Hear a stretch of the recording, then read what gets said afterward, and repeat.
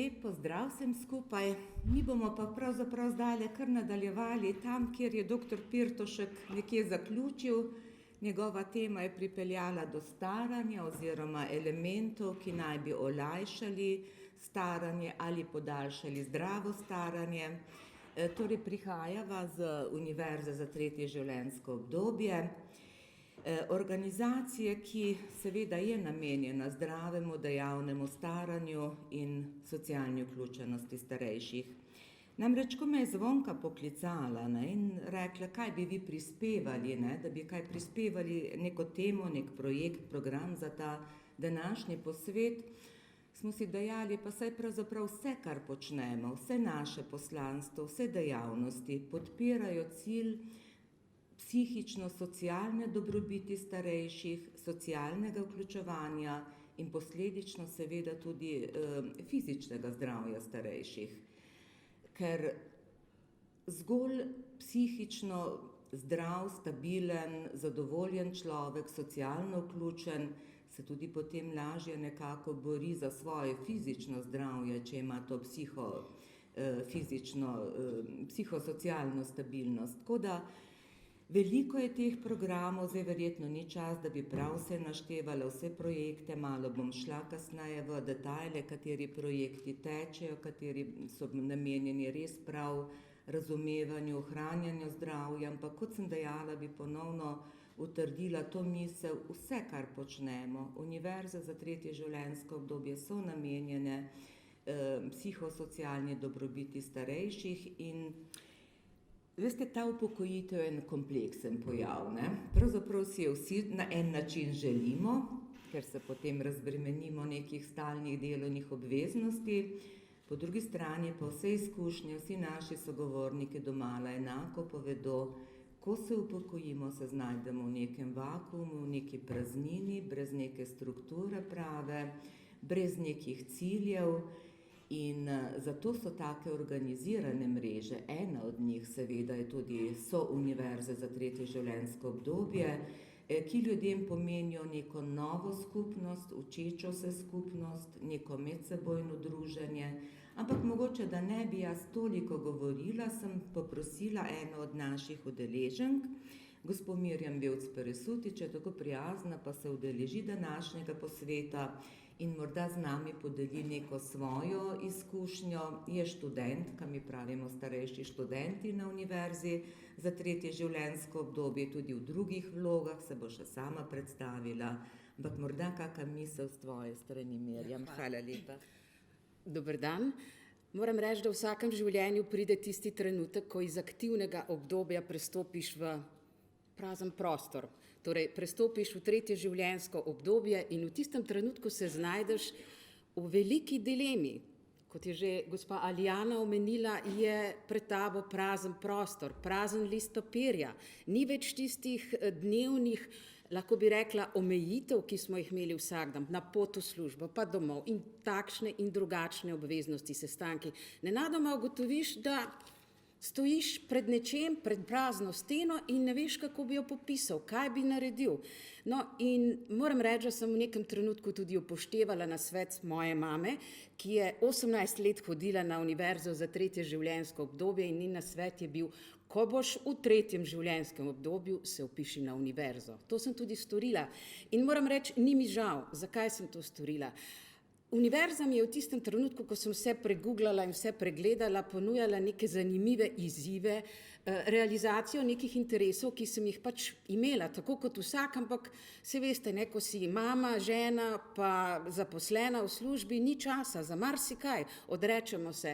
No in se če ta trenutek, če ta čas ne bom izkoristila, pa sem zamudila svoje življenje, če lahko tako rečem. No in seveda, programov je bilo neskončno veliko, izbrala sem tistega enega ali dva ali tri, kakor mi je ustrezalo in moram reči, da sem bila zadovoljna, vesela, da sem sprejela takšno odločitev in da sem postala spet ponovno študentka. Malo se posmehnete in posmejete, ker rečem študentka, ampak veste, Še vedno sem ista oseba kot takrat, ko sem bila v aktivnem življenjskem obdobju, ko sem delala, ko so me spraševali za razna mnenja, za različne, sprejemala sem odločitve in tako naprej. Zakaj ne bi potem to tudi naprej nadaljevala? Mislim, da mi je to koristilo, ker nenadoma sem se spet začela počutiti del neke skupnosti, del univerze, delam še na nekih drugih področjih na sami univerzi in spoznala sem nove ljudi, ne samo starejše pa mojih let in tako naprej, ampak različnih starosti, mlajše, medgeneracijsko sodelovanje lahko rečem, tam sem se tudi kaj naučila od mlajših, moram reči, da danes mnogo bolj obvladam računalnike kot prej recimo, ne? Ampak po drugi strani sem pa še nekaj želela poudariti. Želela sem pravzaprav se potruditi in prizadevati, da vse te svoje interese in svoje želje realiziram, uresničim, ne da ostanem pri besedah, ker to me je nekje, oziroma me še vedno izpolnjuje, dopolnjuje, je del mene in jaz mislim, da sem na tak način postala pravzaprav recimo bolj samozavestna, vredna naše skupnosti, naše družbe, ki je prej veliko vlagala vame, zakaj bi zdaj nenadoma ničesar ne bila pripravljena povrniti in hkrati tudi, bi rekla, uresničiti del moje osebnosti, del mojih želja. Po drugi strani, ostala sem socialno vključena, udeležujem se raznih seminarjev in podobnih stvari in mislim, da je to vedno zanimivo.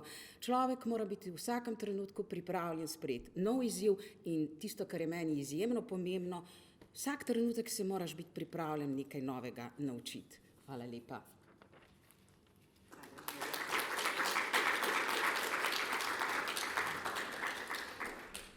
Saj to je morda tudi res ena misel, ne? Tisti dan ali naslednji dan po upokojitvi smo isti ljudje kot prej, ne? Imamo vedno neke želje, interese, neke potrebe, se ne zaključi naše življenje, da bi morali biti kar pasivni, pa malo bolni, pa tako naprej in menim, da je res to ena velika vrednost, da so omogočene neke možnosti ali da jih starejši tudi sami iščejo, ustvarjajo, realizirajo, ker se imajo seveda možnost vključiti, prispevati svoje znanje, ga medsebojno deliti, pa ga tudi vračati v skupnost v različnih oblikah.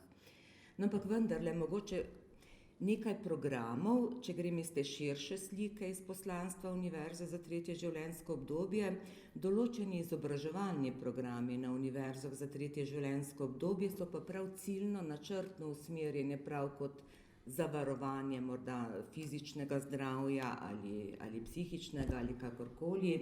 Eno je ta gibalno-somatska vadba, povezujemo se s plesnimi šolami za ples, za učenje plesa.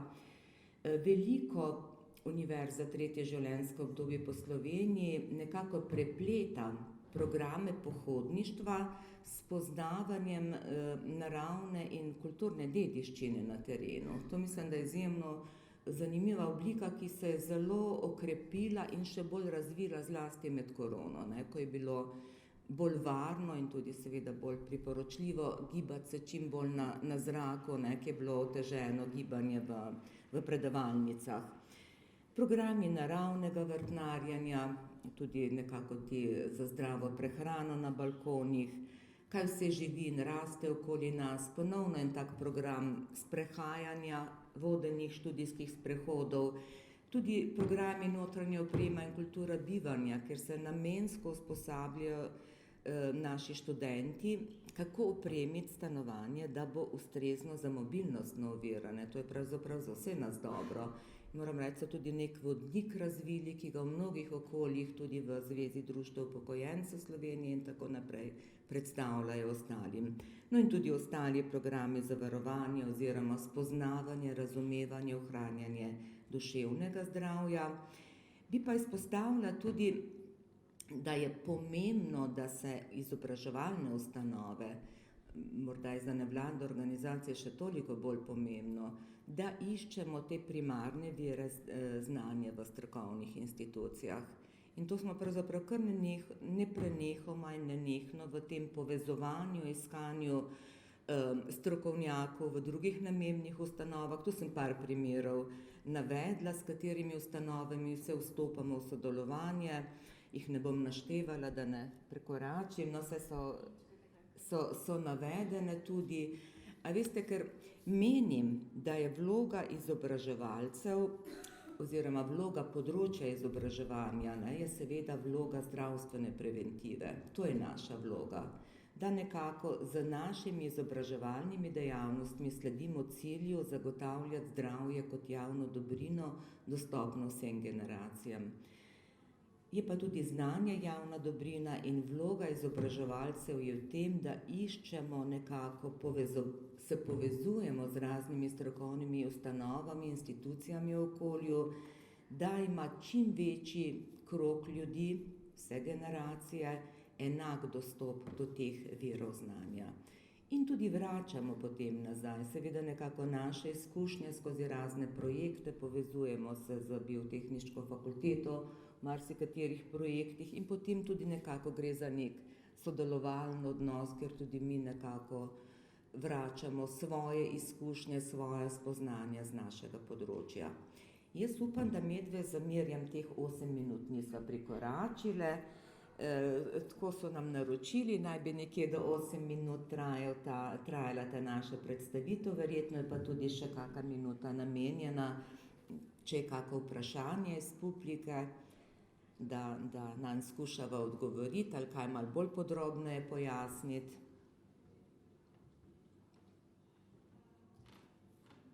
Ne? Potem pa hvala lepa. Ja, pardon. Ja. Da postajajo udeleženci izobraževanja. Zdaj Univerza za tretje življenjsko obdobje ima neko identiteto že v prostoru, ne? Mislim, da je zdaj 39. študijsko leto teče in so pravzaprav že kar nekako poznane v okolju.